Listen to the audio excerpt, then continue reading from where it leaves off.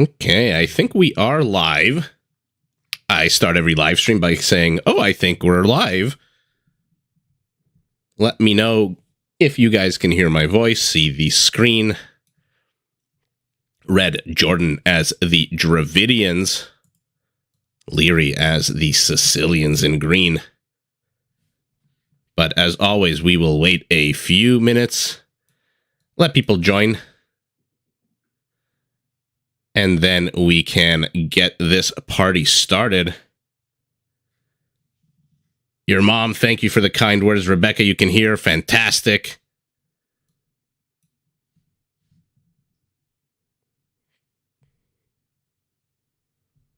Okay.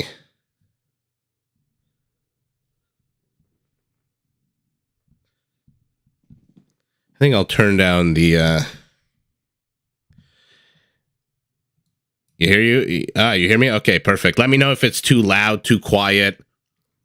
I have a tendency to go straight into the mic sometimes, so a lot of a lot of yelling. Get excited about the game, you know. But okay, yeah, why not? We'll wait one more minute, and then we'll start. Basically, it's a three-part best of, or rather, a three-game best of three. Oh, I'm good. Perfect. We'll see. I'm not too sure how long these games are. I hope they're not short. I hope they're not like 12, 10-minute games. If they are, we'll hop onto AoE 2 Rex and we'll watch some high elo games being played live. Other than that, let's get the party started. Thank you to everyone who is joining. We are watching at the top of your screen a best of three between JorDan and Liereyy that was played, I think, 3 days ago. And yeah, let's just hop right into it. Dravidians. A lot of people hate this civilization, not as much as they hate the Bengalis, but they do get a lot of hate. I don't know why. They have one of the coolest unique upgrades in the game. Woot's Steel basically turns all of their infantry, all of their cavalry into Lithuanian Liereyy that ignore armor, although Dravidians notoriously have one of the worst, if not the worst, cavalry line in the game. So if you're going to go Woot Steel, probably better to rely on your infantry. And their unique unit is the Urumi Swordsman, one of my favorite. If you don't know why they do trample damage with their charge attack, please go onto YouTube, search Urumi Swordsman, and see how absolutely incredible it is, and you can tell why they can hit 4, 5, 6 units at a time. Now, their fisherman bonus is not really going to come into play, although they are they are absolutely fantastic on water. Unfortunately, the only water that we have today is a few adorable box turtles, and so their fishermen carrying extra seafood might apply if JorDan discovers this little lake at the back of his base. Liereyy Sicilians, man, in my opinion, their strength comes from their structures. They start the game, as you can see on the top right, with 100 extra stone. They build their town centers, their castles basically twice as fast as normal. And who doesn't love having a unique unit available to you in feudal age, not having to wait until castle? They are the only civ whose unique unit can be made in feudal out of the donjons that they built.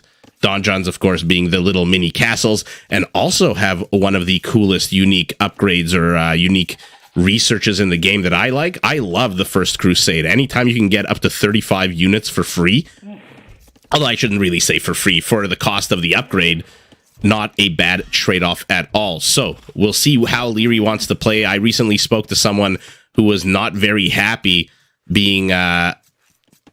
I guess playing opposite a Sicilian because they town center dropped him.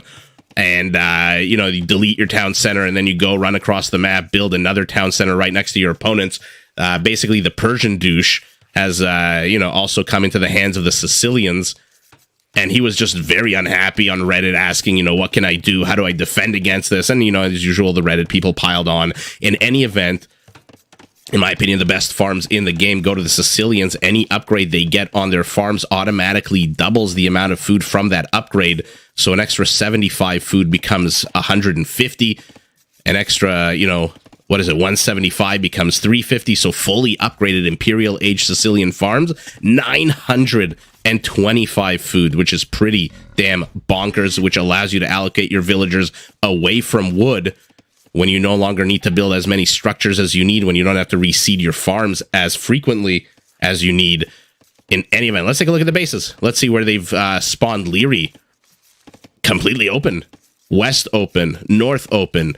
East, not the easiest of wall-offs. South, also not the easiest of wall-offs, just because, again, if he walls this off and it comes under attack, it's going to be very hard for him to defend. However, primary gold, nice and tucked away in the back. Primary stone a little bit off campus here in this mountainous region to the north of his base.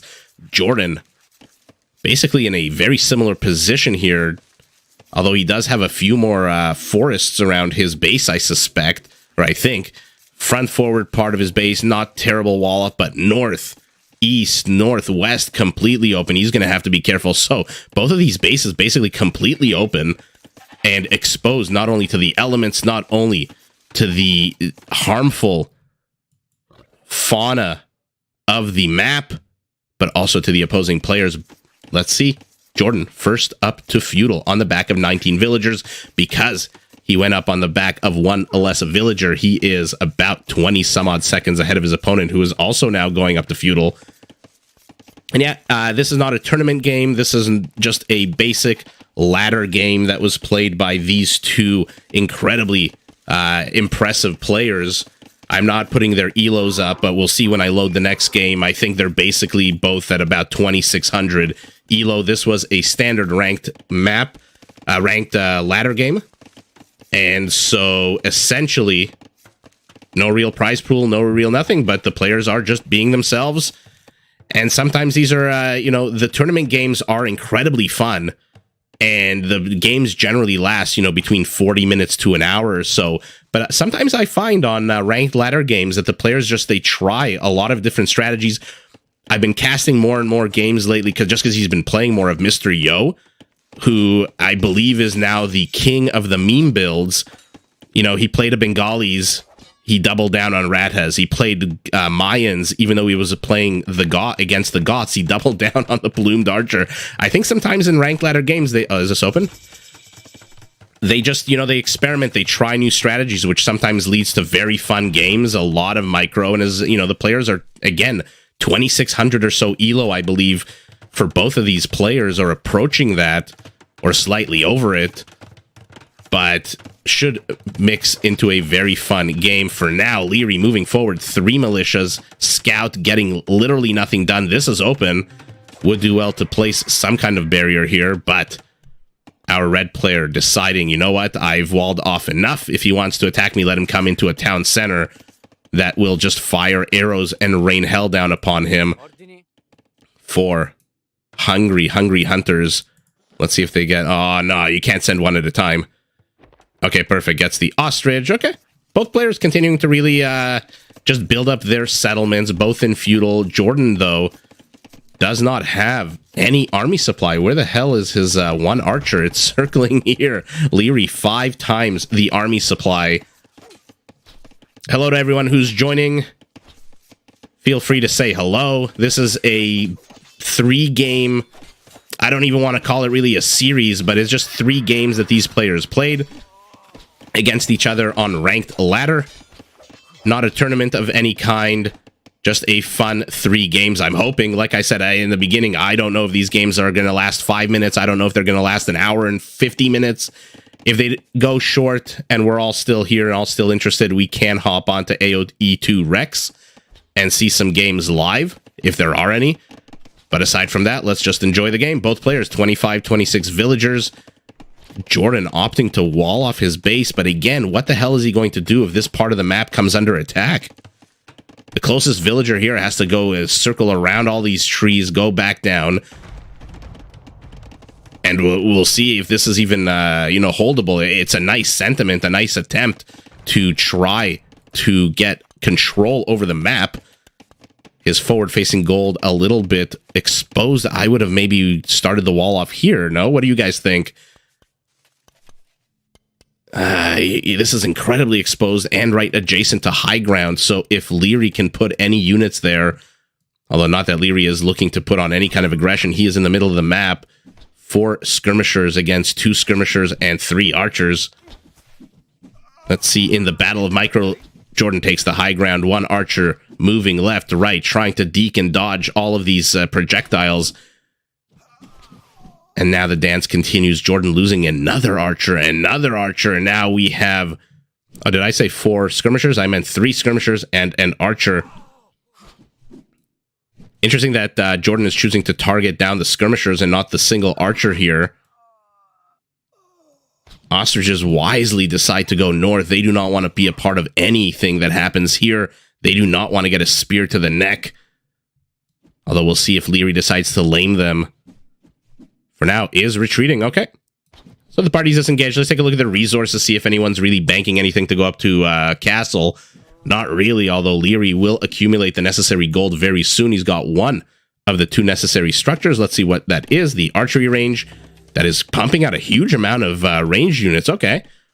And now, finally, JorDan does decide to place an archery range down here, provide a little bit of cover for this gold. Yeah, the poor scared animals. I mean, they just really just want to hang out here on this dusty Arabian plain. They have no clue what the hell is going on. The human interlopers have arrived. They're throwing spears at each other. They're dying. Oh, these, you know, your heart goes out to some of these adorable creatures. Zebra doesn't seem to give a shit, though. He's just standing and watching it all. That is 1 sick zebra. JorDan, I believe he built a blacksmith to the south. Now he's got 2 archery ranges. Not a terrible deal for the Dravidians. Remember that their skirmishers do attack faster, as do their elephant archers. Although 16 minutes into the game, this is not a deathmatch. We are not going to see elephants this early. And now Liereyy, I'm going to zoom out. Sorry to anyone on a smaller screen, but take a look at the chunk of the map that he's decided to carve out for himself. I wonder, does he have vision of this? Yeah, I don't think had he known that the forest was here to the south, maybe this wall off would have been here so that he can claim the stone easily. But for now, he is defending himself.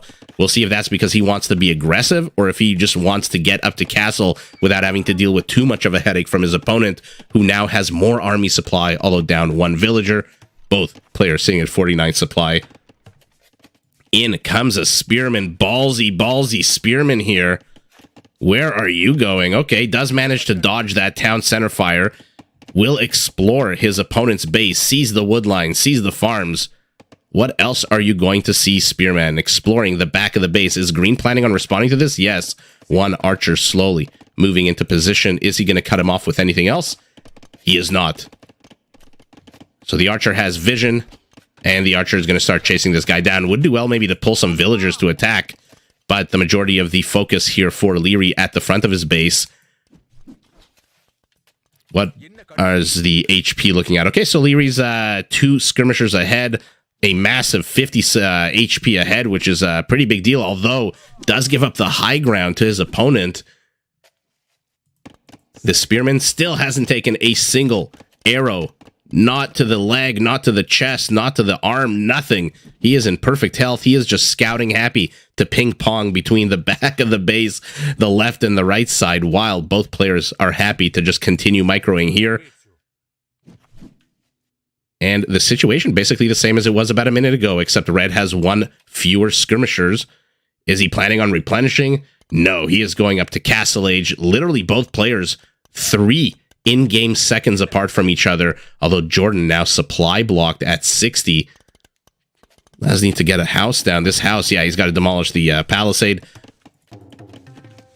1 villager. Okay, so he doesn't care that he's supply blocked. His 1 really important structure here, this town center, can't produce villagers anyway. He's going up to Castle, but militarily, being the one putting the pressure on his opponent, being the one dictating the pace of the game, allows him to maybe not care as much about being supply blocked. If you're the one putting on the pressure, you know your opponent is not going to attack you anytime soon. A few spotting houses here for Liereyy. I love that. And it looks like the spearman did die. Unless he escaped somehow. No, I don't see no spearman here. Archer has 1 kill. Yeah, he definitely killed that spearman. And now we've got a bit of a standoffish engage. I don't even know what to call this. A fracas, a little tiny fight. Neither player really wants to engage before they hit castle, because you know the second they hit castles, that elite skirmisher upgrade should get immediately, yeah, for JorDan, immediately research. Let's see, take a look at the top right for green here. Okay, maybe not. He's going knights, investing his resources in... No, there it is. Right, of course, as I say, no, it isn't happening. It immediately happens. Botkin also going down. Bosaw for his lumberjacks. A second town center going up for our green Sicilian. Love this location, by the way. Gets the gold, gets the wood. Lots of nooks and crannies where he can stuff a few farms in. Has he revealed his knights? No, he is going the long way around with these knights. Red has no idea of what's coming. Let's see if he's able to react. Does he have anything at home? No, he does not, although it is building a monastery that's about to complete. We'll see if he gets a monk. If he has the crystal ball that will allow him to see that his opponent is about to flank him with 2 scouts and 2 knights and a monk immediately the second he sees the... Oh, no, he still hasn't seen them. Okay, so good game sense here by JorDan. Let's take a look at this part of the map. Elite skirmishers fighting each other, but where the crossbows get in here...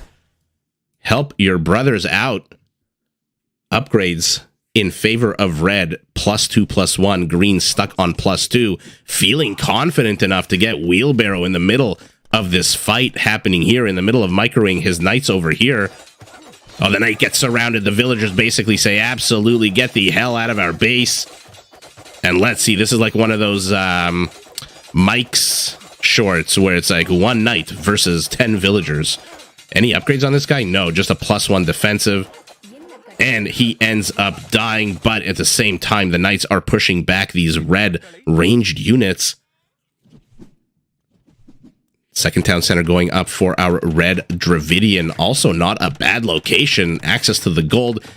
I like that our red Dravidian basically has managed to secure his primary gold, and yes, the chonky boys are out, finally.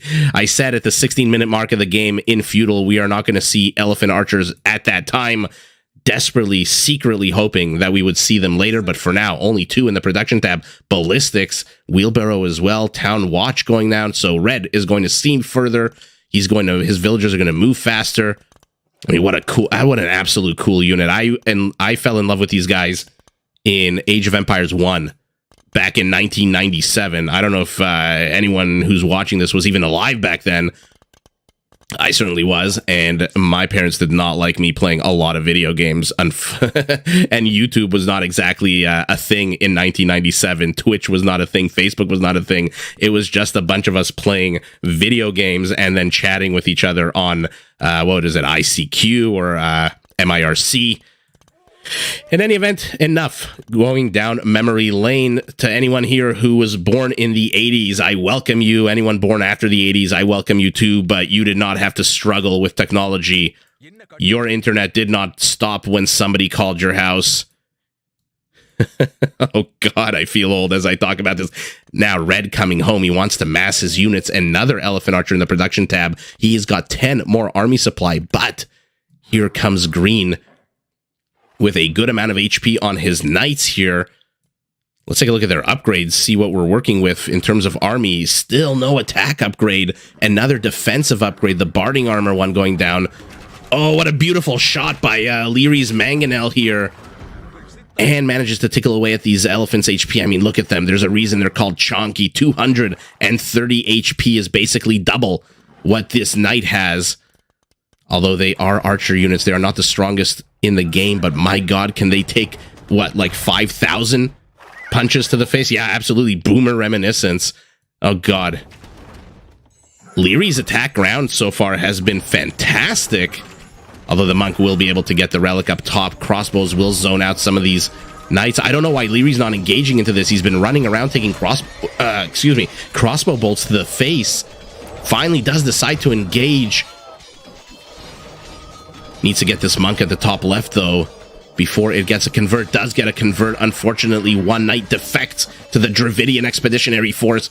A knight taking on an elephant. This is like a scene out of that movie Alexander with Colin Farrell.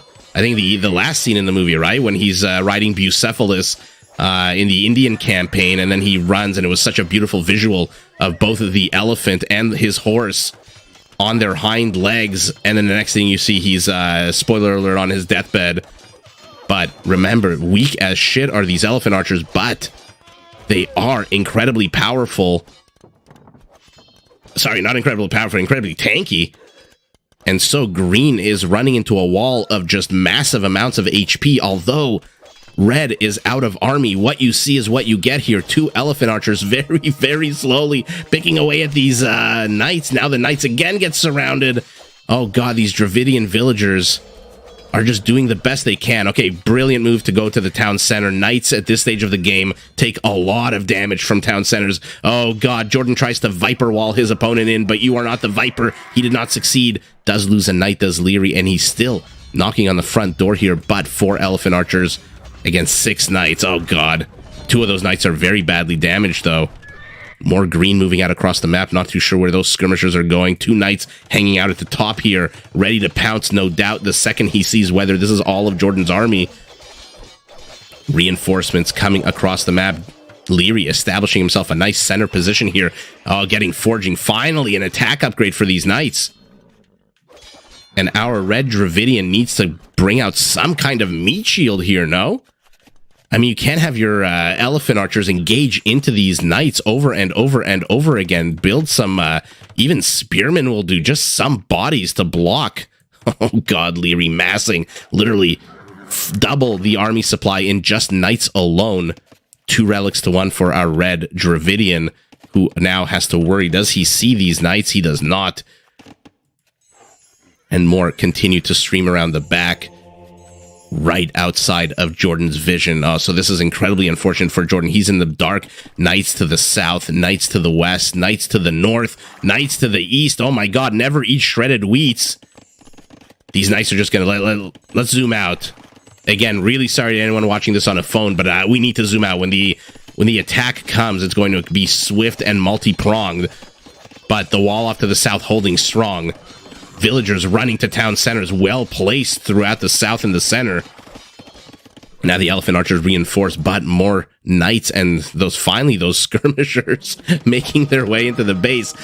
But 14 elephant archers, is that going to be enough together with the town centers? Probably. Like I said, these knights take a lot of damage from town centers. Look at that. It's not the fastest killing, but my god, it takes a lot of their HP. Especially when they're running right underneath it. Oh, God. Town centers, the MVPs so far of this game. Oh, they're not busting into here. And now red is the one moving out on the map. Will, however, run into a bunch of green infrastructure. And these elephant archers absolutely suck at taking down infrastructures. They are not going to be doing anything at all. Green disengages, lives to fight another day. Is going up to Imperial a minute away. Another attack upgrade finally for his knights. But thumbring for our red Dravidian. These elephant archers are going to be a little bit more accurate. And let's see, for now, green unable to really do the game-ending damage that he's really looking for. That being said, all he needs... I wonder if this was the right stratagem for him. Should he have divided his units into 6 different attack groups, or should he have just gone straight on? Or should he just gone straight on and tried to dislodge? Now he's got 3,800 HP of elephant bearing down on his base. Although, again, these elephants are not going to demolish structures. They are still archer units. Doesn't need to demolish because he's going to get surrounded. So now we've got 2,800 HP of knights, 3,000 HP, but take a look at how quickly that HP is dropping at the bottom left of your screen for those elephants. Knights dropping as well, but not as quickly. So these elephants are going to get massacred. At the same time, the green dot continues to try to attack and break in through the south. And, oh god, excuse me. Sorry, guys. My wife and I went down an Instagram rabbit hole right before this game of just the most silly, ridiculous videos I've ever seen. I think it was like a third of the videos were fail videos where people, try to cliff jump or they go on a swing rope and then they get stuck, or then they end up belly flopping. A third of them were like dog videos, because my wife absolutely loves dogs. I'm, more of a cat person, but of course dogs are equally adorable. And a third were just random nonsense. In any event, that's why I am coughing. I might sound a little hoarse, but yeah, Felipe, a very good game. Let's take a look.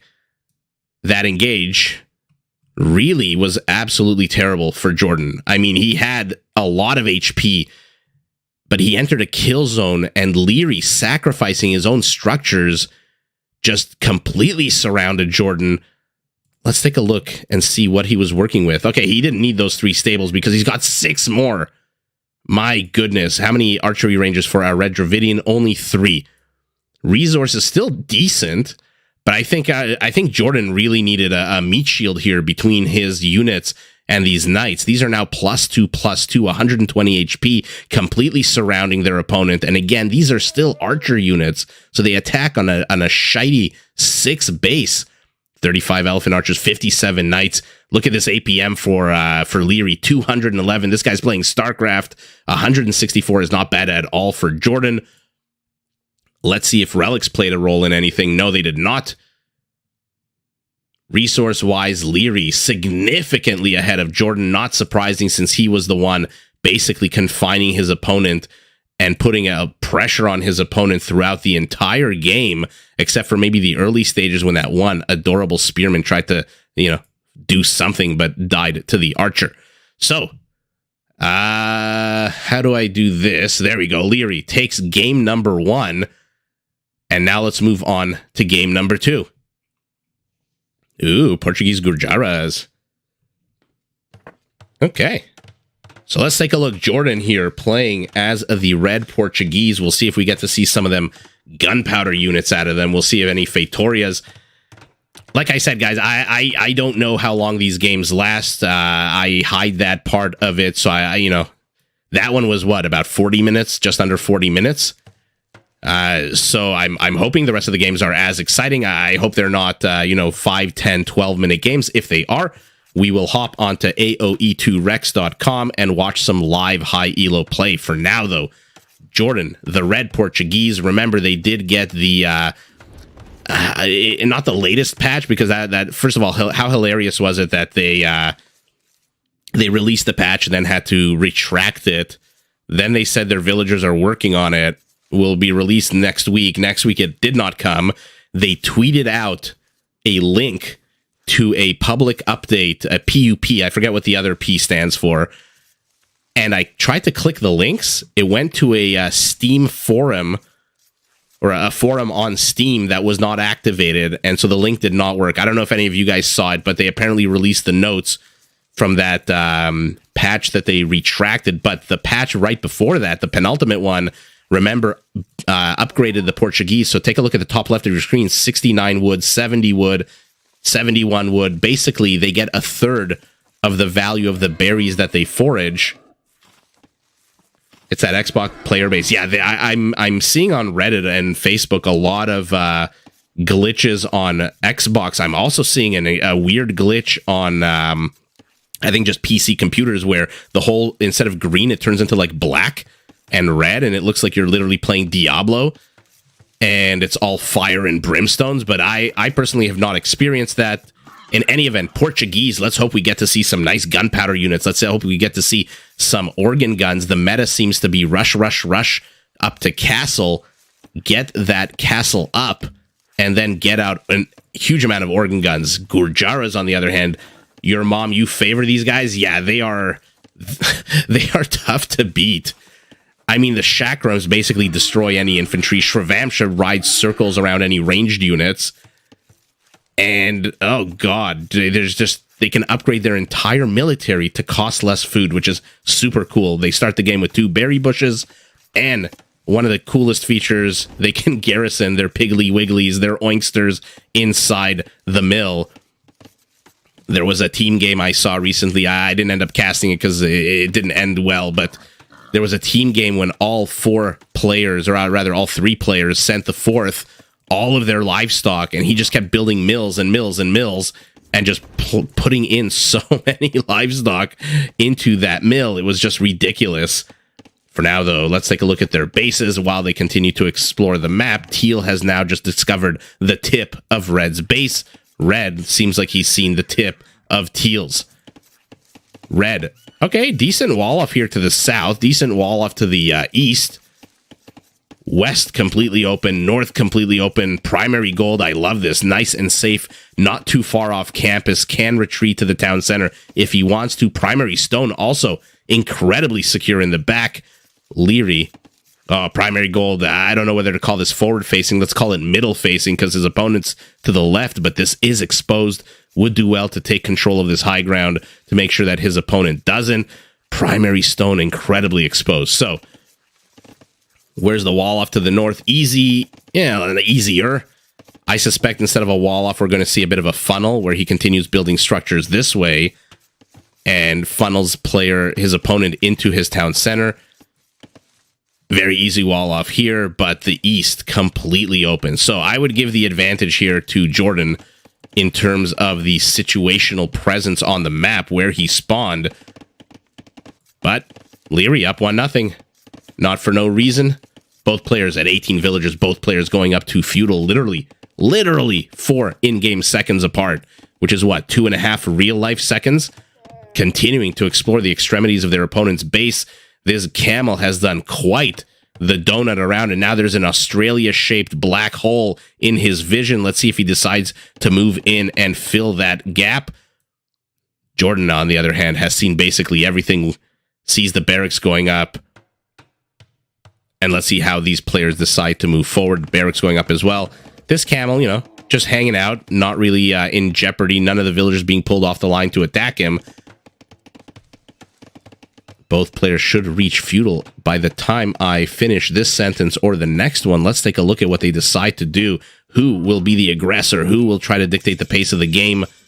Will it be our red Portuguese? Will it be our teal Gurjara who's plopping down an archery range, a house? And that's about it for now. Our red Portuguese also plopping down an archery range. Both getting the exact same double bit axe upgrade. They want all the lumber they can get. They want to build as many structures as possible. I wonder if they are going to go heavy into archer play or if this is just a prelude to quick-ish castle. Let's let the players show us. Okay, Teal immediately spots this archery range, so he knows what's what. Has Teal seen Red's archery range? He has not. So, information here very much going into JorDan's favor, who has seen his opponent's direction and knows that he's gone the exact same direction. Now a blacksmith being built for him. Interesting choice for a wall off location. Very interesting choice. Does mean that you have to wall off this southern portion as well. And for anyone joining us, I'm going to keep saying this every 10-15 minutes. This is not a tournament. These are just 3 ranked ladder games that Liereyy and JorDan played against each other, and so I don't know if one player wins all 3. I don't know if obviously there's only 2 outcomes. It's either a 2-1 or a 3-0, but I'm calling it a best of 3. No prize pool, just elo points. Our Teal Gurjara now patrolling the north of his base, happy with his wall off here. I thought he was going to build a funnel. Instead, he decides to invest in the lumber, in the time needed to wall off the entire western portion of his base. And like I said, a bit of a strange wall off here. Why did it have to stick out this way? He could have continued south. I guess it gives him a bit more forest here to lumberjack. And now he's going back. But again, your opponent attacks here. What the hell are you going to do? How are you going to defend that with your villagers? By the time they get over there, your opponent will already be inside your base, continuing to wall off. Oh my god, not to be outdone, JorDan walling off an even further part of his base. My god, where's the closest villager to this? The gold miners? The lumberjacks? My goodness, what the hell is he doing? He wants a big chunk of the map. He does not want Shravam Shariners showing up from any direction, or if they do show up, he wants as much advance notice as possible. And yes, we've got a map with Cocaine Bear in it. Yeah, incredibly greedy builds from both players. If anyone in the chat has seen Cocaine Bear, please do let me know how it is. I absolutely adore silly movies. The dumber, the better, preferably with Nick Cage or Steven Seagal. Although I heard the latest Nick Cage, the one with Pedro Pascal, was actually pretty good. Although I can't bring myself to believe anything with Nicolas Cage can actually be that good. Although, yeah, there's some movies where he did a pretty good job. Anyway, let's take a look at the resources, see who's banking what, who wants to go up to castle first. Liereyy looks like he's rushing up to castle. 400 food, has the requisite gold, has the requisite buildings. JorDan basically floating nothing. The second he gets any resources in, he is building archers, he is building scout cavalry, going up to 3 scout cavs. And how many? 9 archers. So he is looking to put on some aggression. Oh, no, right as I say that, turns around, goes home. The camel will see all of it.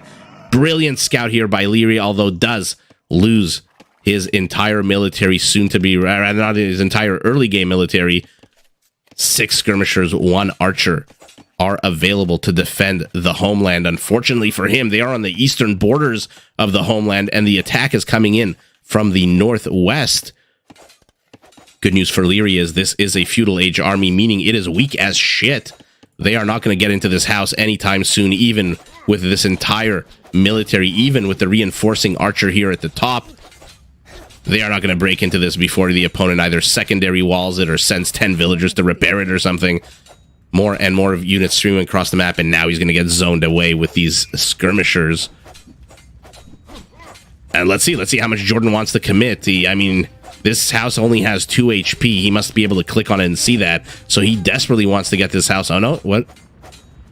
Okay, sees the archers run away, so immediately Liereyy throws in a bunch of villagers. And this is where you as a player desperately start right-clicking, right-click, and JorDan is inside his base. Oh my god, I thought for sure the skirmishers would have made JorDan reconsider, but absolutely not. Double the army supply. He is coming forward. The primary gold for our Teal Gurjara has now been taken away from him. Not that he needs the gold. He's 50 seconds away from Castle Age, and let's see what he builds. Are there any stables going down? Are we going to see some Shravamshas? I don't see a single military production structure except the original barracks and the archery range, and he needs wood. Does our Teal Gurjara. Has to be careful. Don't want to lose skirmishers to these scout cav, although scout cav have to be careful not to enter the kill zone. So we're basically in a little tango here, a little dance between the players. Red in a much better position, obviously. Base completely left alone to build as much infrastructure, as little infrastructure as he wants. Good, bring in the villagers, let them earn their keep. 1 scout does go down in exchange for a skirmisher. Not a bad trade at all. Archers starting to fall. And let's see, why the hell did Teal rush up to castle? Let's see. Once he stabilizes, he'll give us a clue with the first building that he puts down. Stable. I hope we're going to get to see Shravamshas, although without the 25% cheaper food, they are pretty expensive, and he does not have a lot of resources right now. Okay, archers deciding they have a vendetta against this one lumber camp, tickling away at its HP. I don't know where Liereyy thinks he's going with these skirmishers. Yeah, he's going cavalry. Of course, he built the stable, getting a second defensive upgrade on that cavalry. What is he building here? Shravamshas. Okay, beautiful choice. What an incredibly annoying unit, the bane of any archer civilization. Remember, the base Shravamsha model can dodge 5 projectiles. The elite can dodge 7. And that, by the way, regenerates every 20 in-game seconds. And on top of that, look at their freaking speed. 1.6. 1.6 speed on these Shravamshas, which are now looking desperately for these guys. These guys need to run away. They need to tuck themselves into a corner ASAP. Oh, man. Let's see if he gets husbandry. Remember, that will make them basically lightning fast. Oh, does lose one of them. And finally, he's dodged enough projectiles. Who will win here? Nice pull by JorDan to take the focus off of the weaker archer, but the Shrevamsha prevails. 6 kills for him. Second town center going up for our Teal Gurjara. Another stable, but a second town center for JorDan. And remember, while Liereyy rush to castle, JorDan was busy plopping down infrastructure, blacksmith, 2 more archery ranges, a stable of his own.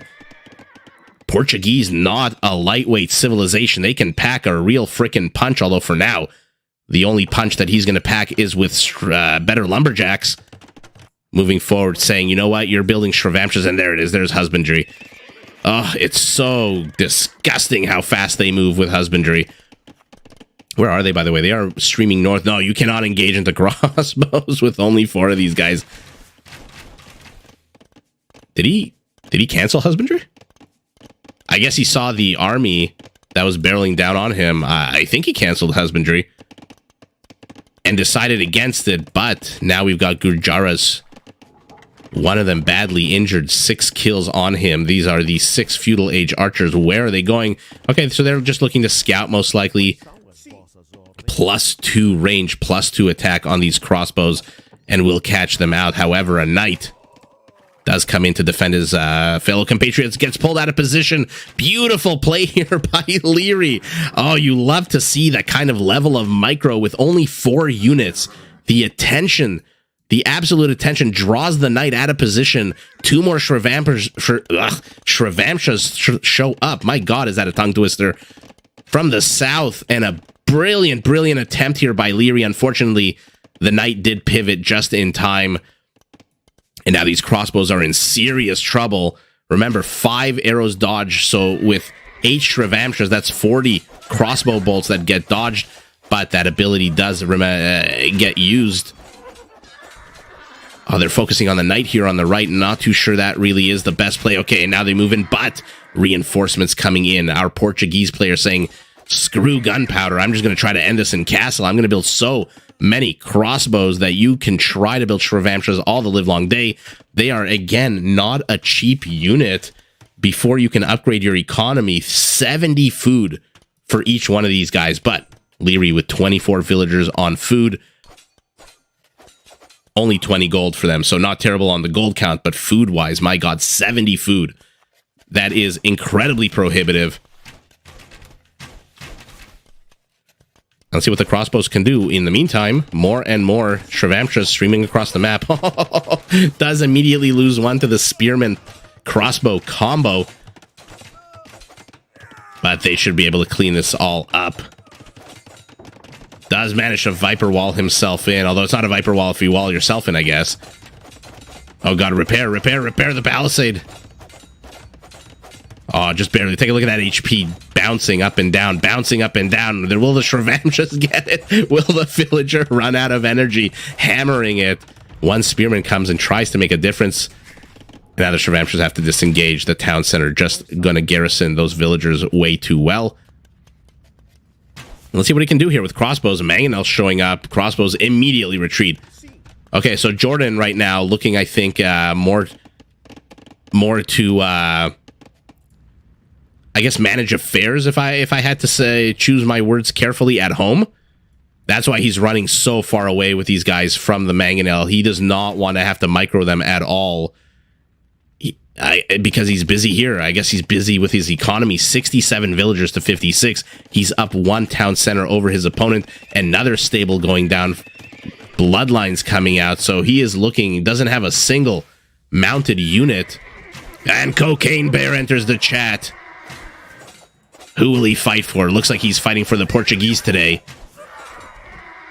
But good luck trying to catch these Shrevamshas. Oh my God, doing a crazy amount of damage, this bear so far. Neither player wanting... so busy fighting each other, they don't notice. The Mangonel, the bear, they are being split apart here. Now the bear says there's no more Gurjaras, so I'm going to attack the Portuguese. And staying within the minimum range of this Mangonel are these crossbows, so they should be able to get it. Beautiful play here by JorDan. Saves a few of his crossbows, but my God, was that fight an even one. University stable.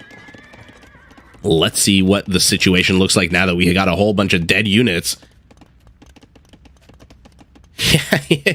Right? It seems like that bear, like, yeah, call PETA first of all. And, oh, there he is. Look at him. Oh, he's just melting into the background. Ashes to ashes, dust to dust. R.I.P. Cocaine Bear. Maybe your cousin, MDMA Bear and Meth Head Bear, will take up the gauntlet, take up the banner. But for now, Gurjara streaming in. This is a huge freaking army out of our Red Portuguese, who feels comfortable enough that he is not going to come under any kind of attack, that he's getting more and more economic upgrades. I mean, it's a brilliant play here by JorDan. Don't get me wrong, Lierey's micro is fantastic, but JorDan sending an individual spearman so that the Gurjara Shrivamsha riders have to stop. And when they stop, the arrows can actually, you know, start raining down on them. So brilliant play by Red, I think, if that's in fact what he's trying to do. But the Knights are going to be able to at least shoo away some of these Shrivamsha riders. I don't think the Shrivamsha should engage here, even though there's 5 of them to 2. Look at their HP, 75 HP to 120. And now our Red Portuguese is circling for what, the 9th, 10th time? 11th time? The north of his opponent's base. Shrivamsha's running away.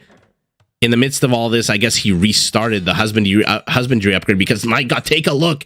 1.76. Every time I see that, I've seen that like 1,000 times, but every time I see that, it boggles my mind. I mean, a Knight, 1.49. Shrivamsha, 1.76. My goodness, but we've got some Gurjara camels out now. No upgrades for their attack, but +2 defense.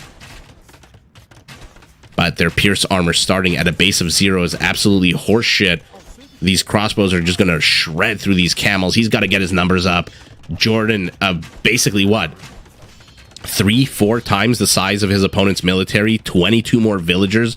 Can the Portuguese be stopped? A 4th town center going up. He feels so confident in his aggression here that he is just continuing to expand. And this is completely undefended, by the way. The Shrivamsha's amazing game sense. I was going to say, are going to discover it. Yeah, they discover it. Okay, they'll get a villager or 2 probably for their troubles, but this Knight will... Oh yeah, the villagers join in. The Shrivamshas are not going to do much. What am I seeing here? A row of houses. Okay. JorDan making himself very much at home in the center of the map, knowing that he's the one putting on aggression. Would love to see some outposts or some spotting houses by him here to the south to make sure his opponent doesn't try to flank him. And you've seen your opponent sending Shrivamshas here to the north. Why not place an outpost somewhere? Or a few outposts? We got 510 stone. Oh, I guess he didn't need it. Sorry, guys. I was looking away, having a bit of a rant about outposts. Let's see how that final battle went down. I mean, take a look at the military supply. Literally 3 times more. And yeah, again, the crossbows are just going to shred these camels. They have terrible, terrible Pierce armor base of 0. And yeah, I think Liereyy just realized he is completely done here. JorDan with the W ties up the series. Okay, so we've got a tiebreaker on our hands. Amazing. Let's take a look at the stats. But yeah, my God, JorDan setting and dictating the pace of the game. 61 crossbows, 31 Shrivamshas. Again, Liereyy with the crazy APM, but yeah, only went in the 10-second mark of the game. Okay, so a lot of clicking, a lot of mouse movement by him. 132 also peaked. So, okay. Take from that what you will. Relic Gold played no role in this game. In this one, JorDan getting about 5,000 more resources than his opponent, mining literally more of everything. Let's take a look at the kill count. Let's see how that was. 53 to 54. 8 villagers killed by our Red Portuguese. Not a surprise. He was the one circling his opponent's base. He was the one that was getting into the opponent's base. They're such an incredibly annoying unit. If you're playing a ranged civilization, my God, having to deal with Shrivamshas. I wonder why the tech switched to camels. I guess he saw the Knights, but you need a mixture, right? Because the camels will take care of the Knights, but then the crossbows will arrive. You can see they're coming because of the the dirt and dust that they're kicking up as they move. And your camels are just going to melt away. I guess 1 mangonel, maybe needed 2 or 3 more. In any event, JorDan ties up the series. And let's take a look at our last game. Ooh, Malians and Franks. So here's their HP, by the way. Oh my God, their HP, their Elos. JorDan, the favorite, with 2598, 2572. Liereyy not at all behind too much. But yeah, Malians against Franks. Oh, the potential here. They basically have the same exact unique unit. I mean, the Gebetto, the throwing axeman, if there was ever a dating show based on Age of Empires, these two would be set up based on their compatibility, their love of killing people and animals using ranged units. One, I guess, with a big curved knife, one with a big axe. Plus, the Franks here, I mean, classic OG civilizations, but Malians with Farimba, with their +5 attack on their cavalry. I mean, they don't have Hussars, they don't have Paladins, but with the Farimba upgrade, I think their Cavaliers do attack on a higher amount. Or I guess they have what's the correct way of saying it? Have a higher attack than Paladins. Turkey gobbled his way to death and now being hacked away by Liereyy, who is, again, playing as the Green Franks. JorDan playing as the Red Malians. I don't know why I'm excited about this last match. Maybe it's because it's a tiebreaker. Maybe because it's these two civs. Maybe because Frank Wars was what I grew up on. Well, grew up on in Age of Empires. And let's take a look at their bases. Liereyy, completely open. Man, if we thought the other maps were open, take a look at this. The south, the east, the north, completely open, a completely exposed, forward-facing gold. Very dangerous primary gold, very safe primary stone. So, remember, Franks do get 25% off their castles, 488 stone instead of the usual 650. Our Red Malian, a little bit better off. I mean, this is a huge opening, but not impossible to wall off. Plus, his primary gold is nice and secure in the back. Luring the Javelina to its death. Town center fires. Villagers pop out. Body block it so that it doesn't eat any part of this turkey. And then immediately kill it. Harvest its meat to go up to feudal. Our Green Frank exploring the northern perimeter of the map. No doubt looking to herd some of these adorable deer. Push them to their death. Both players sitting on 13 villagers apiece. Okay. So yeah, I am pretty excited for this game. We've got a good opening so far, a good brisk pace. A lot of people don't really like Dark Age, but I don't mind it. You know, I feel like a broken record sometimes when I say things over and over again, but Age of Empires really is a game of accrual. You know, mistakes you make earlier on do have repercussions later on in the game, as do good things that you do. You know, if you wall off a certain part of your map, and then later on your opponent tries to get there, you have immediate knowledge of that. So small little actions that happen in Dark Age really can grow like a snowball effect into the later stages of the game. I mean, again, I have not watched these games ahead of time. I don't know if this game is going to end literally right now. A macaw circling at a rapid 1.32 brisk pace. But I absolutely do not mind Dark Age. The placement, does he take lumber here or does he try to take this one? Dictates where his buildings go, dictates how far his villagers have to travel. It seems like the forest to the north was a little bit closer than the forest to the west, no? So in any event, little things like this, people find it boring. I was talking to my cousin recently, and he also grew up on Deathmatch, and Deathmatch, basically, you're basically dumped, hit the ground running, and just start producing army from the beginning. And he was asking me, like, do you not find Dark Age a little dull? It's, you've got one military unit, and you've got 3 villagers. It's not even Empire Wars, where you start with, 27, 28 units in the beginning. And I told him, absolutely not. I actually quite enjoy Dark Age, because like I said, again, take a look, Liereyy going up to feudal on the back of only 17 villagers. JorDan supply blocked at 20. All these little things, all these little movements, these little things that the players do eventually do, snowball. I don't know how to put it more complicated, but they do snowball, and then the players either pay for it or they reap the benefits. House going down in another exposed location. 2 villagers. Okay, so he wants to hit the ground running in feudal. He does not want to get supply blocked. He does not want to get housed. Okay, our Frank player going cavalry. Not a big surprise there. 28 seconds behind him is our Red Malion, who continues to be supply blocked, although finally does put up a house here halfway through the house. So the house should finish basically at the same time he hits feudal, and then he'll be able to start producing more and more villagers. Yeah, literally a second apart, and a stable going up for him as well. So both players basically thinking the exact same thing, going to go cavalry. Green is scouting everything. Liereyy is seeing basically, I mean, take a look at his vision of his opponent's base. He has basically seen everything. He's seen the stable, he's seen the barracks, he's seen the placement of farms, he's seen where he can attack, where he can run away if he gets attacked. Yeah, Liereyy is incredibly fast. On the other hand, what has JorDan scouted? Oh my god, JorDan has scouted nothing, although right as I say that, the caster's curse, right as I say that, immediately sees the stable, the barracks, the location with the farms, can figure out where that town center is located. Let's see what the players decide to do for now. 4 scout cav and a spearman. Will he move forward with the spearman, or do you think it's more defensive?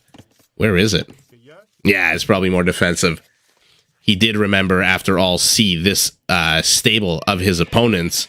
So not a big surprise that he's leaving his spearman at home here while he's the one putting on pressure.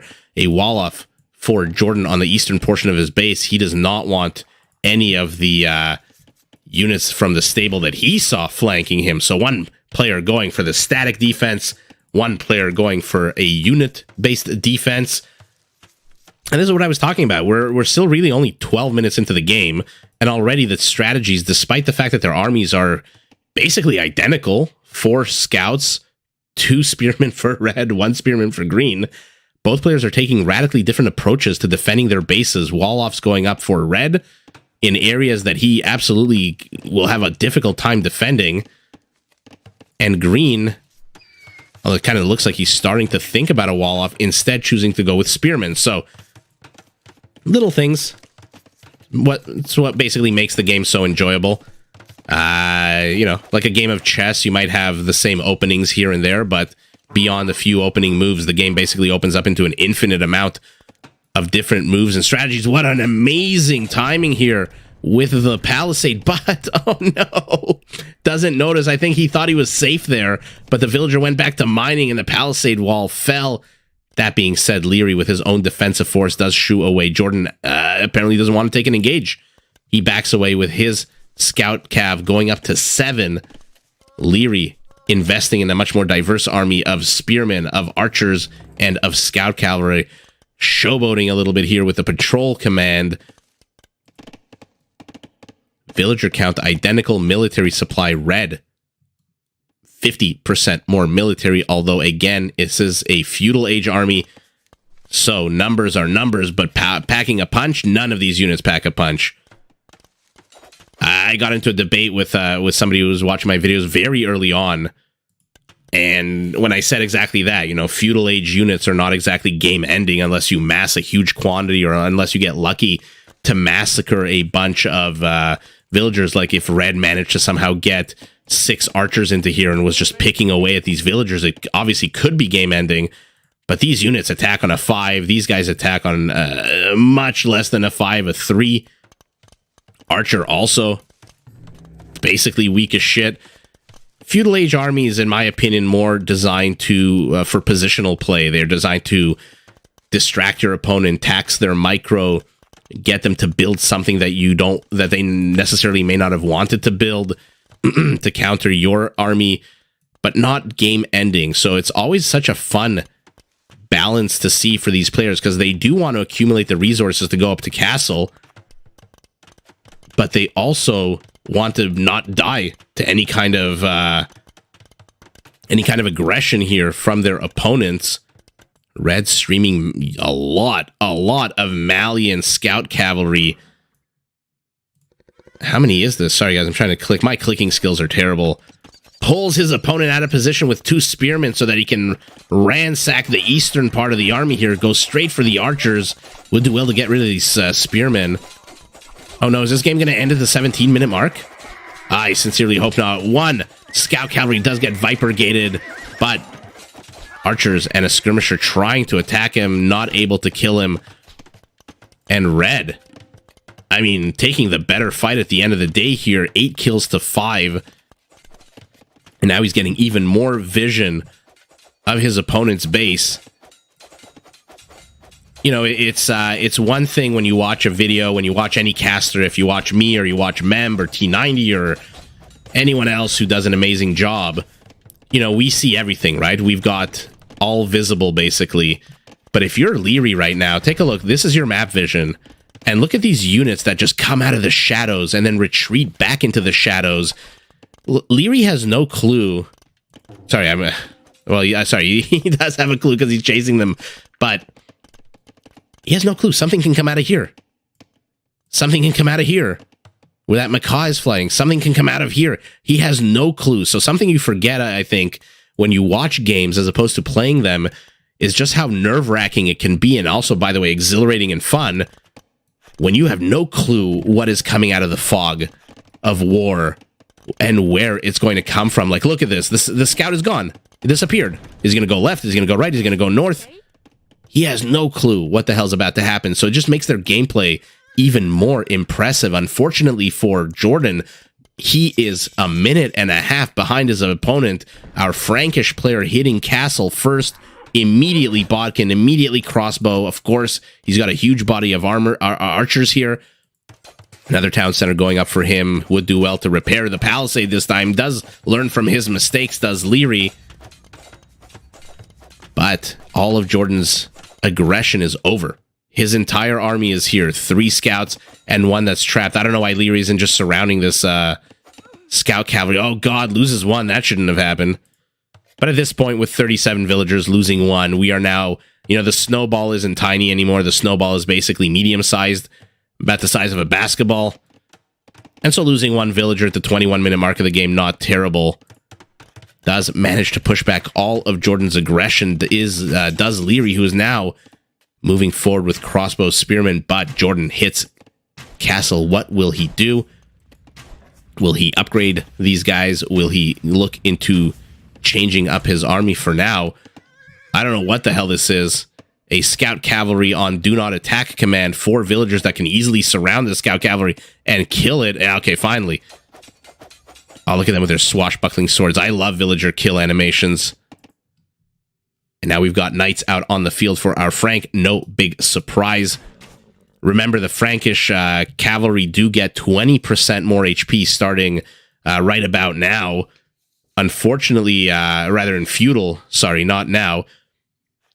Unfortunately for the Franks, there's a lot of civs with this upgrade, bloodlines. And so their 20% extra HP here gives them 120 HP to the 120 HP of their opponents. So really, you know, they need a heavier cavalry unit to get more bang for their buck out of that feature, although still an amazing feature, don't get me wrong, by any stretch of the imagination. But in early Castle Age, not exactly the massive advantage, especially when your opponent has a bunch of crossbows, 10 of them out on the map, running to reinforce. He's going to run straight into the arms of these 2 knights. And we'll see if JorDan continues to engage here. Does continue to engage, does lose 1 knight, and 2 knights rather, and will get shooed away by the huge amount of crossbows. And we've got a camel out of our Malian player. Okay. I don't know if that was a mistake. I don't know if that was intentional, but we've got a camel. Parties disengage. Perfect time to zoom out, take a look at their bases, see what directions the players want to go. And we've got 2 unfinished houses. This was from a real estate boom that turned into a crash. And so unfinished housing would do well to finish that. A second town center going up for our red Malian. Far off. I get it. I get why it's here. I just think it's very hard to defend that, although green has obviously no clue that it's there just yet. Green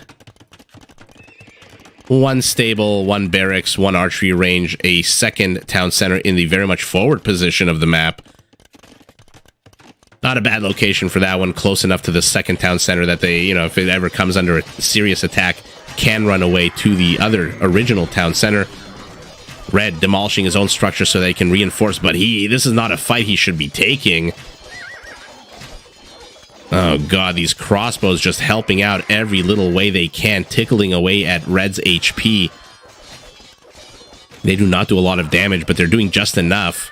They're doing just enough dying so that Red's knights... Oh god. I mean, at the end of the day, 24 kills to 34. JorDan is very much outnumbering, but I think he took the worst fight there. But green has to disengage. I see a blob of green moving. Oh, he tethered one of the knights to the monk. Third town center going up for our green. Frank, who now outnumbers knights, what is it, 7-4. But with there were 3 camels a second ago, so some camel died somewhere. With 2 camels, okay, not a bad army composition here for our Malian. Upgrades-wise, he is very much ahead. These are completely unupgraded. No attack, no defense upgrade, whereas our red Malian +1, +2, we'll see if he has enough numbers to make that worthwhile. A market in an incredibly exposed forward position for green. Liereyy, I suspect, wants to be the one putting on the pressure in this game, just by the fact that he's continuing to build structures here in the incredibly front-forward-facing positions. Okay, the real estate boom has returned. JorDan completing his structures, although does need to get a few more houses. He's only 15 supply away from being blocked again, and he needs the numbers.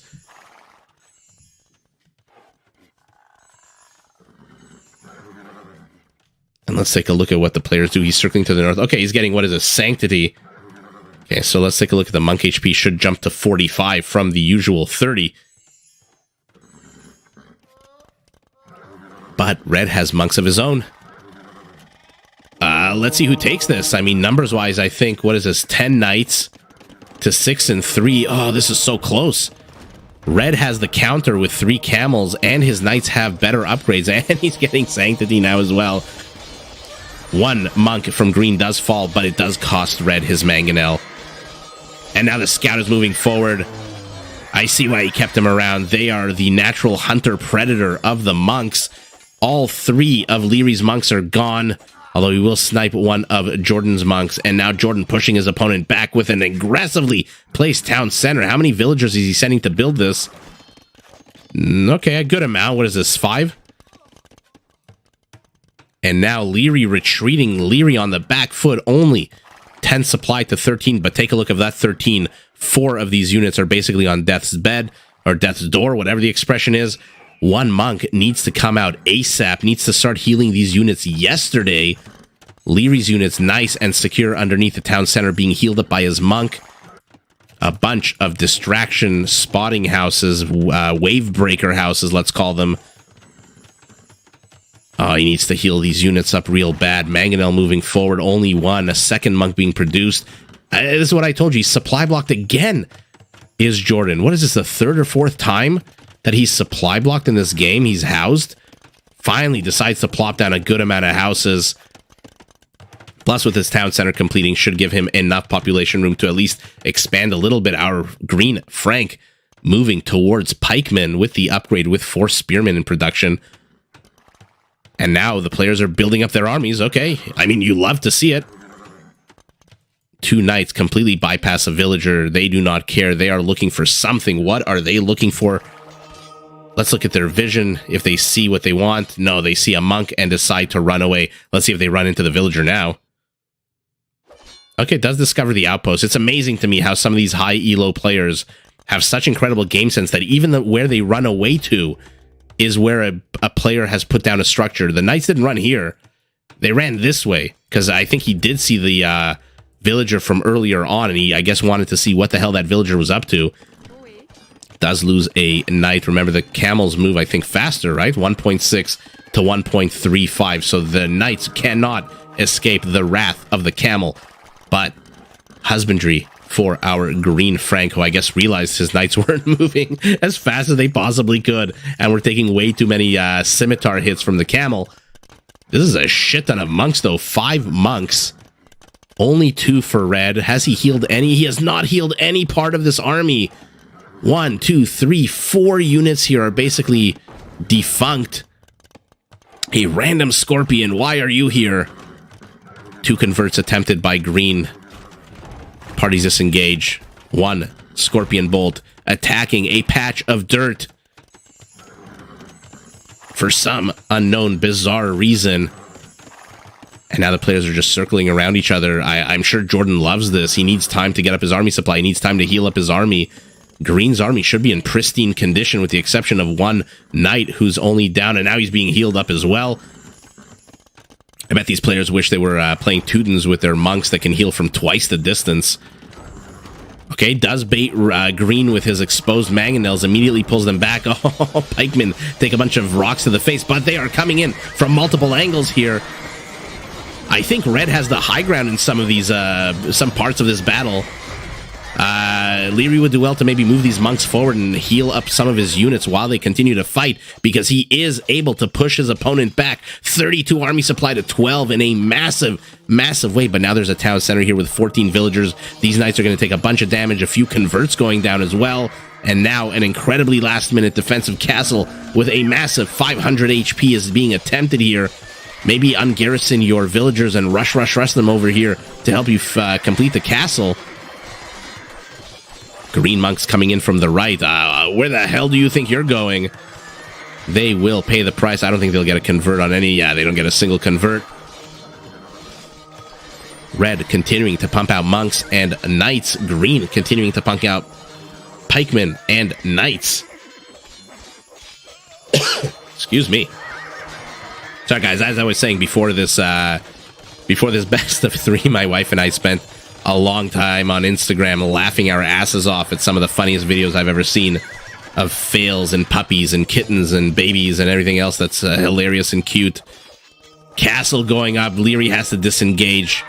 Immediately has to disengage. We'll lose a bunch of pikemen, but trash units are not the end of the world to lose. But we've got a castle going up for Liereyy. This is a lot of villagers. He wants his castle up yesterday. 13 villagers. And on the high ground, the question is who will reach Imperial first? More resources here for JorDan, although he desperately needs them to build army supply. He's down about 3 times the army supply. Where the hell did Liereyy's army go? I guess all the pike got demolished here. The monks all died here. The knights all died in the shadow of the castle. Shadow of the Castle sounds like an 80s rock song from a band like Rainbow. This is a lot of freaking houses here from Liereyy. He's already at 200 supply space. 25 houses here. That's just incredible. Another castle going up for our Red Malian. We'll keep an eye out on those upgrades. Remember, they do have one of the coolest upgrades, the Farimba upgrade, which basically adds +5 attack to all of their cavalry across the board. Okay. I wonder if he built this town center here to be exactly this, which is like a magnet, while he can get up more, stronger defense. Liereyy, the first up to Imperial. My goodness, your mom, you said he's damn fast? Yeah, he's lightning fast. This is incredible. His opponent banking up the gold, slowly banking up the food. Both parties have disengaged. Frankish knights circling, patrolling, trying desperately to get into the base. Oh, it is open in the south here. Let's take a look at Liereyy. And this is what I was talking about. You're playing a game as the actual player, and then all of a sudden... Oh, okay, never mind. All of a sudden, 5 knights do not come out of the darkness, and Gebettos are here. If anyone knows what the hell the name of this weapon is, please do let me know. I absolutely love it. And I love the fact that when they're not attacking, they toss it up in the air like it's a beanie bag. Okay, camels will do well against these knights, as will the monks. Although, hello, buddy, wake up. Is your faith gone? Why are you not converting? Knights also taking a bad battle here against these Malian camels. Oh, God. Liereyy just taking a few bad engages left, right, and center here. Another castle going up for Jordan, who, take a look at the villager count. He's down 40 villagers. Army supply, he's down 10 army supply. He, however, has managed to gather enough resources to start going up to Imperial, although he's going to be a minute and a half away behind his opponent. And you know what that means. In 15 seconds, I suspect we're going to see Trebs being produced out of these castles. And okay, a very aggressive castle here from our green Frank. A Kapinga. Interesting. Okay. I appreciate you doing that research. Thank you so much. A Kapinga. Okay. I will definitely look that up once the game is over, because, again, it's super cool. Doubling down on Gebettos, building more and more and more. Where are you running to? You are not going to run face first into a bunch of pike, nor will the camels. Get the hell out of here. And was I right? Are we going to see a Treb? Yes, we are. Immediately, and it's on the high ground. Oh, that's not good for Jordan. He might lose this center castle if he's not careful. And now Halberdiers with the final attack upgrade. Remember, it does take 100 seconds, so when you hit Imperial, start researching it right away, because it is a long time to get that upgrade. 3 villagers, 400 stone, all that stand between Jordan's center and the devastating army of Frankish knights, who in a minute will be cavaliers. What are you shelling away at, Mr. Mangonel? Okay. Does not like jungle trees, Liereyy. That's a good thing to note. Okay, he's moving forward. Now he's moving back. Another Treb out for our green Frank, who built an incredibly defensive castle to the back of his base. Does not want any kind of raiding while he is the one putting on the pressure. His army supply, though, not that far ahead of his opponent. 14 Gebettos will do well against these Halberdiers.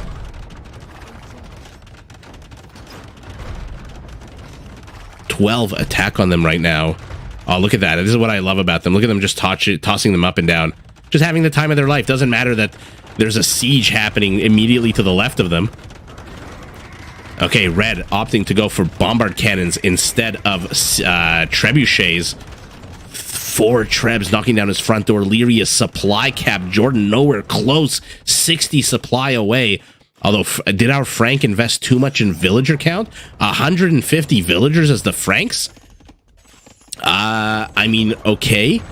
Gather as much gold as you need, but then get rid of those villagers and start filling that army supply up with cavaliers, with paladins, with not halberdiers, throwing axemen.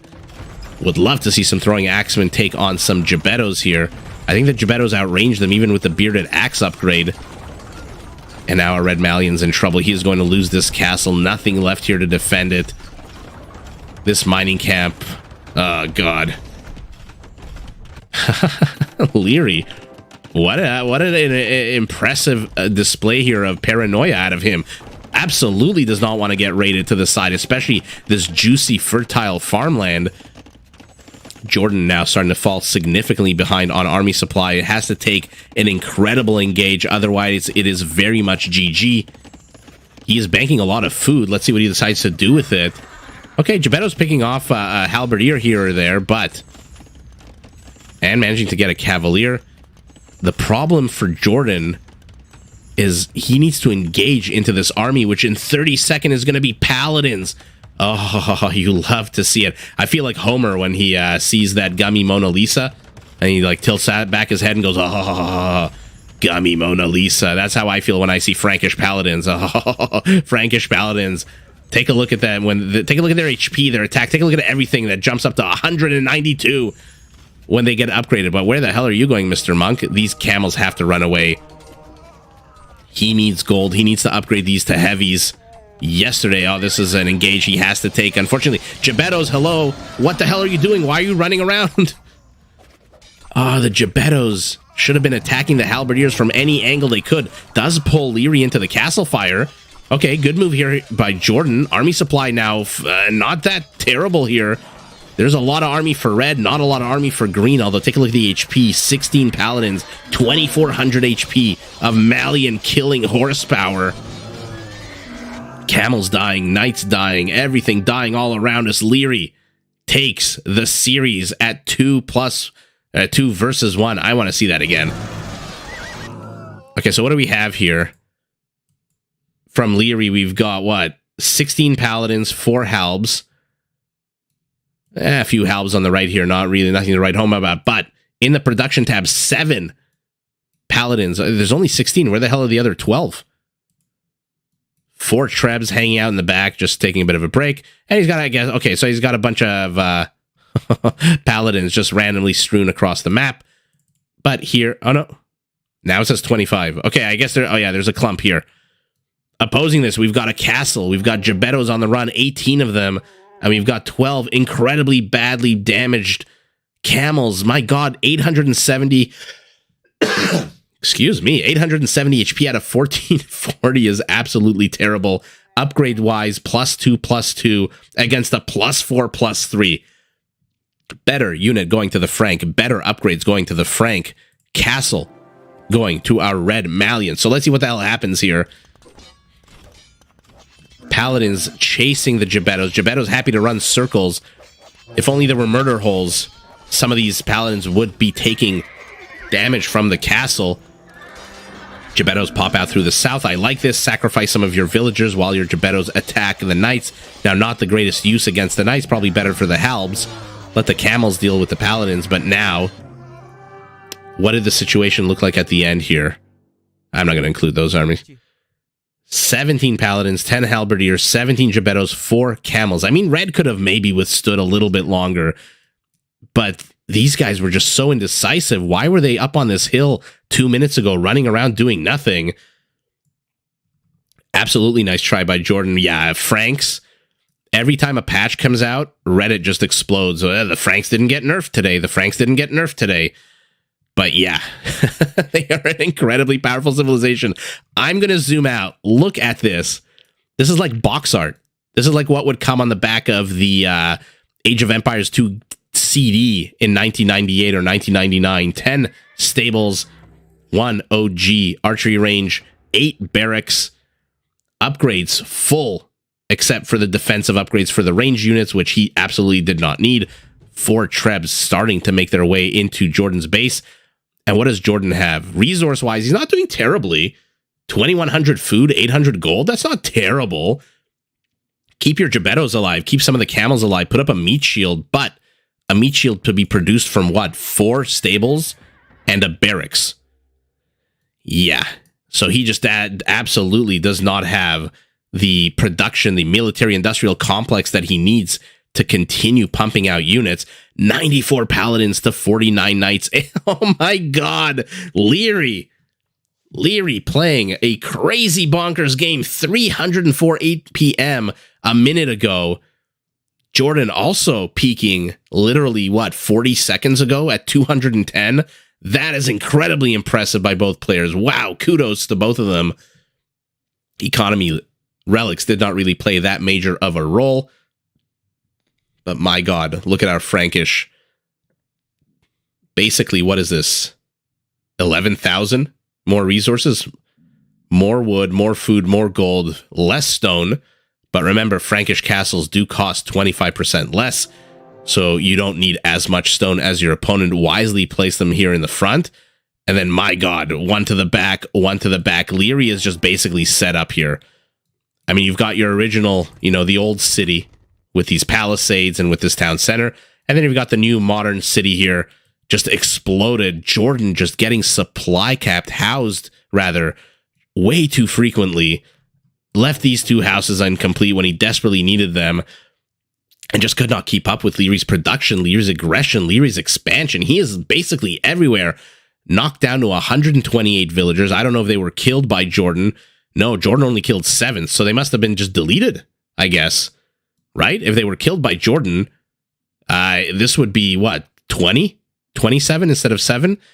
In any event, an incredibly fun game. Liereyy does take the series. Thank you to everyone who's watching. Please feel free, drop a comment, what you liked, what you didn't like. What games you want to see in the future. Feel free, please do subscribe. I am incredibly close to getting to the 1,000 subscriber mark. I believe less than 50 away. Wow, this is impressive, by the way, JorDan. I always like it. It doesn't matter you win or lose. I played enough strategy games. You guys have played enough strategy games in your life. It doesn't really matter you win or lose.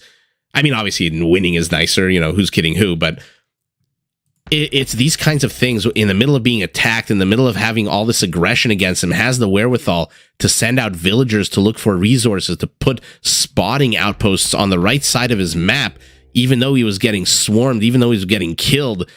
JorDan still playing a fantastic game, but the Franks, my goodness, a powerhouse OGOP Civ, take the game. JorDan really, wow, gets the big W. This is crazy to me. 304 APM, and not at the 10-second mark of the game, at the 49-minute mark of the game. Wow.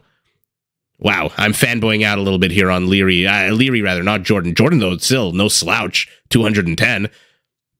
Does lose the game, however. Liereyy takes the big W. GG to both players. And thank you again to everyone who joined us today. To everyone who commented, everyone who's watching. If you haven't commented, please feel free. I do not bite. I think I'm very friendly. I try to have a good time. If you enjoy watching Age of Empires, if you enjoy the caster going off on random tangents about cocaine bears and jaguars and random facts about bands from the 80s and learning that what the Gebettos throw at their opponents is called a kapinga, then please, this is the channel for you. And I will see everyone in the next one. Good night, good morning, good afternoon, wherever you are, and enjoy the rest of your day.